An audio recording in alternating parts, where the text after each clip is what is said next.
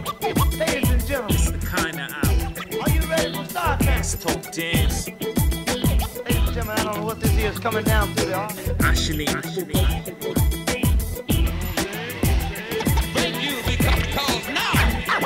All right, let's bring to the stage.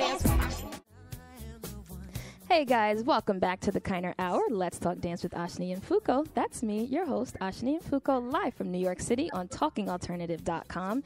And I'm here on the phone with a legend calling in from Miami at Philadelphia, Mr. Rennie Harris. Welcome back to the show, Mr. Harris. Hey, how's it going? It's good. You're still here, so I'm good to go. So before the break, we talked about Pure Movement. We talked about Philadelphia. And now I kind of want to know how you got your start in hip-hop. How did this all begin? Because I'm sure a lot of people don't even know how you got started. Mm-hmm. I got started, I think I was about 13 or 14 years old. The Smithsonian Institution came to Philadelphia, and they were documenting hip-hop as a folklore. And they found my street dance group, and pretty much that's what started the whole thing, and they hired me to teach and talk about what it is I was doing. Wow. But back then, there were no hip-hop dance classes, so how were you learning all of your skills and everything?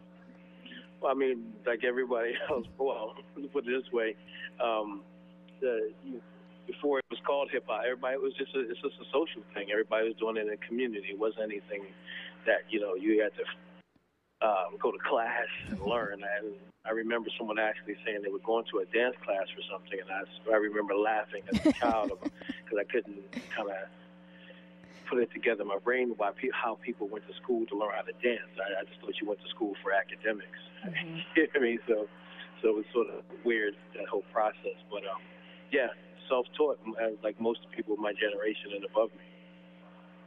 Yeah, it's kind of ironic now. Here we are a few years later, not too many years later, and look at you, teaching workshops, have a company, teaching all over the world. And it's like, yeah, apparently you can teach people how to dance hip-hop.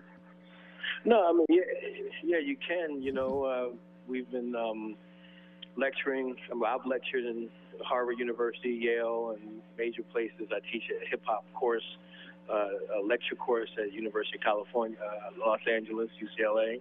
Mm-hmm. I received an honorary doctorate for hip hop. So yeah, it's moving. And we're right now. Next year we're going tour to the Middle East for the Obama administration to represent cultural exchange. So wow, it's moving, and the issue becomes though we need more people who are doing it for theater, mm-hmm. and that's the door that's opening up.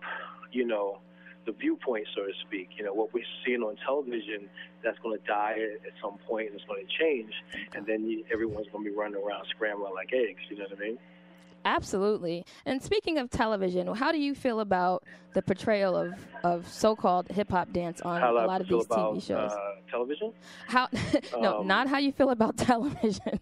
How do you feel about a lot of the dance shows that are on television, and how they're portraying hip-hop dance within these dance shows? Actually, I don't necessarily support them. I support the kids for doing what they're doing.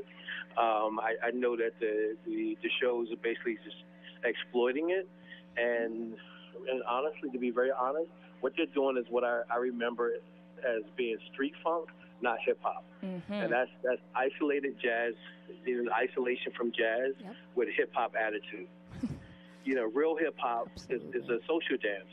Like Soulja Boy or the Dougie, those are social dances. Those are party dances. That's what hip hop is. Mm-hmm.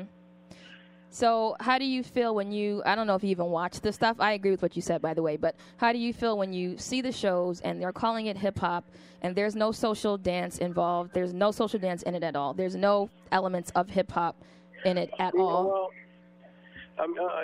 it's the same thing. It's nothing different. They're doing to hip-hop what they did with jazz. Jazz is not a formal, quote-unquote, dance. It was a street dance, mm-hmm. and then they put ballet foundation on it, and reclaimed it and redefined it, and then gave it back to us, and we believed it. You know what I mean? And that's what's happening with hip hop. We're believing what they're telling us. This is hip hop. Exactly, and that ain't it. And that's definitely not what it is. So, I mean, what can I guess, what can we do as a dance community to kind of re-educate the younger dancers and people who are only watching it on TV or watching things on YouTube and they are misinformed? How can we re-educate them to show them what hip-hop dance really is all about? Do the research on the history. The history stems back to early 1900s as far as the black communities. I mean, your first DJ was in 1906. Oh, my gosh. Wow. You know, when you go back to and do the history, you'll start to, you know, the term hip-hop was used in the 30s and 40s. It was not a new term. You know what I mean? So when this is the stuff that I found and how I'm able to even teach it as a lecture course in regards to hip-hop dance. Right. You know what I mean? It has history, and people just don't know the real history. They go back to the 70s and 80s, and that's great, but you need to go way back to Shorty Snowden and Frankie Manning and all those guys. So this evening at Philadelphia, you're going to be speaking on a panel, and you'll be doing, I guess, a lecture, or I don't know. What is the topic of the panel, and what will you guys be talking about tonight? Since we're not there, we want to get a little piece of it. It's just hip-hop as art, and what is that, and what does that mean? Wow. Can you guys do a live stream or something from there? Like, I want to be there, but I'm not there. I'm in New York. You're in Miami. I want to be a part of it. You guys do this every year, though, right? Yeah, this is our first time in Miami. And normally it takes place in Philadelphia. Will you be back in Philly next year? Yes, ma'am, for the 20th. Wow. And you're going to have a big celebration, and you're going to invite me to come, right? Yes, ma'am. Sure you are. So do you have a message or anything that you would like to kind of say or leave with us to a lot of the upcoming hip-hop dancers, or even the ones that are out there and have been doing it for a long time, but kind of what's your message that you want to give to them today? Movement is the last manifestation of your reality. It's not what you say, it's what you do. Wow. Okay, that's a nugget for us to process. That's one of those. So, for instance, the shirt or pants you have on, or whatever you have on today, someone thought about it, but someone had to take an action to manifest it into just reality physically, so that it's real. So, everything is by divine law. That's how everything becomes tangible, it becomes real. We have to take an action first, then it will manifest physically. Wow. That's wonderful. That's wonderful. And I guess the last thing is for people who look at you and they say, oh, my gosh, I want to be the next Rennie Harris. Like, I want to start my own hip-hop dance company, and I want to teach, and I want to do all of that stuff. How do they get started? How can they kind of build their own legacy? Be very honest with themselves. I would say log everything that they do to track whether they were just wasting time or being progressive. You know, and that's the first thing. A lot of times people think it's outside of themselves. Success is internal. If you change your habit and create a discipline for yourself, then that discipline will reflect in your business. That's external. I mean, something as simple as making up your bed every day is discipline. Absolutely. So that's a huge part of not only having success, but having longevity in your success. You have to have that discipline and the determination to last through kind of the ups and downs. I mean, I'm sure you've experienced lots of ups and downs throughout your career. Right. It's what I also tell the students, that it's consistency and persistency. If you keep those two things as your goals and as your focus, you will be successful. This is why people who you see someone on television and you may think they're whack, or someone else gets a gig that shouldn't get the gig because they don't have the skill. The reason why these people get these things is because they're consistent and they're persistent. And those two things will guarantee you success. Wow. Absolutely, Rennie. Thank you so much. I mean, you really gave us a lot of wisdom, a lot of great advice tonight. I thank you for taking time out of your crazy schedule at Philadelphia, down in Miami, to call in and talk to me, and I really appreciate it. So just have a great time at the dance festival. Send my love to Stretch and Tweety and Tyrone and Oz and everyone down there. And thank you so much. You guys can go to rhpw.org. I'm not sure if you can hear me, but I just lost you. Oh, I can hear you. I I can hear you. I'm just closing out. So thank you so much, Rennie, for being on the show. And you guys check out Rennie Harris on Facebook and go to his website, rhpw.org. Thank you, Rennie. Take care. All right. Thank you. All right. Bye-bye. Bye-bye.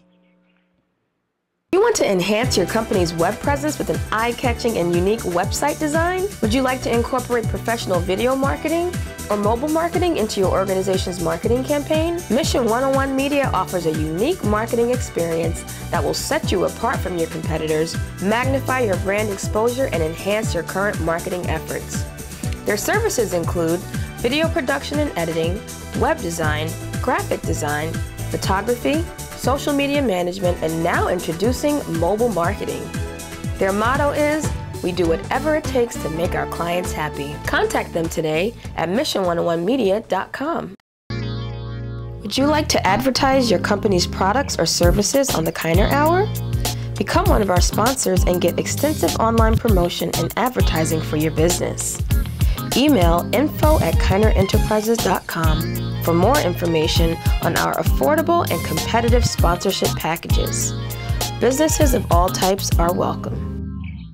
Kiner Enterprises Inc. is the leader in dance consulting, dance resources, and innovation through multimedia. We provide dance studio owners with social media marketing, training, and coaching, dance teacher staffing consulting, and offer extensive resources to dance teachers and dance professionals through the Kiner Enterprises Inc. Dancers Blog online community. If you're a dance teacher looking for work, we can help. If you're looking for ways to grow or expand your dance career or dance business, join our online community for dance professionals today. Check out our online articles, videos, ebooks, and presentations and get access to the resources that you've been looking for. Join the Kiner Enterprises Inc. Dancers Blog community today by going to kinerenterprisesinc.blog.com and click on Sign Up. That's it. It's free, quick, and easy. Kiner Enterprises Inc., making the dance world a better place every day.